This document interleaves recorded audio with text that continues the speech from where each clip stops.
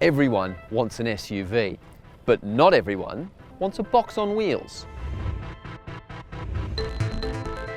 Enter the Porsche Cayenne Coupe, a high-riding, load-lugging machine that eschews traditional SUV styling for something much swoopier, and dare I say coupier. Yes, I did dare. The rear end has a more sloping, sportier profile, and in a first for the SUV coupe segment, there's an active rear spoiler. The flowing rear design has appeal, but it kills boot space, which is down by 18% on the regular Cayenne. Thankfully, the cabin is super spacious and handsomely finished, boasting a tasteful blend of luxury and technology. And I love what they've done with the control panel here. Every time you hit a button, you get a little buzz through the finger. Haptic feedback, it's very cool. Prices are up by around $10,000 over the regular Cayenne, but you get more equipment, including a panoramic glass roof, adaptive suspension, and the high-performance Sport Chrono package. However, it's not perfect. There is a lack of incidental storage. There's no large area just to throw odds and sods, and there's no wireless phone charger either. The Cayenne Coupes come standard in a 2+2 seat configuration, but you can get the third middle seat as a no-cost option. And while the roof is a little slopier and you lose a little bit of headroom, legroom is very impressive, and it's not a bad place to spend time. There are 4 model grades, each with a different turbo petrol engine. There's V6s for the entry-level and S models, and big, bustling V8s for the flagship Turbo and Turbo S versions.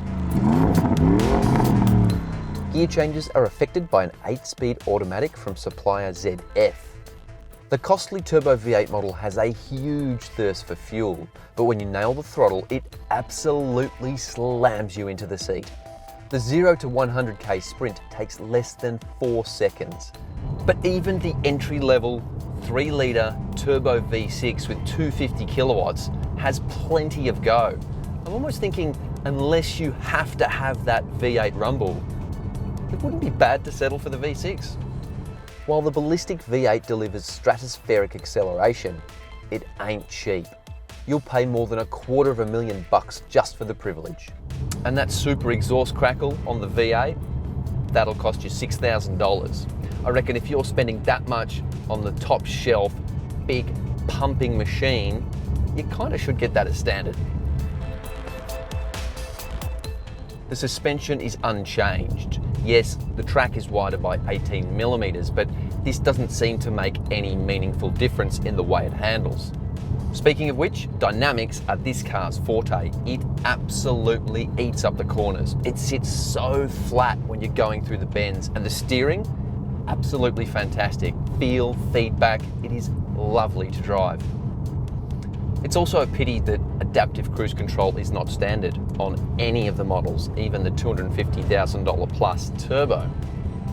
There are some redeeming features, however.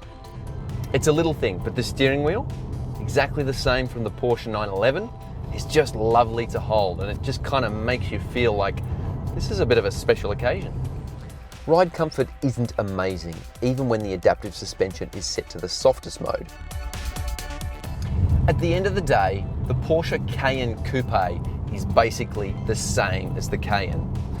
It feels the same, it drives the same, and those are really good things. The only difference is it looks very, very different. The visuals are, in my opinion, much improved. This is definitely a sportier looking SUV, and it looks more like a Porsche.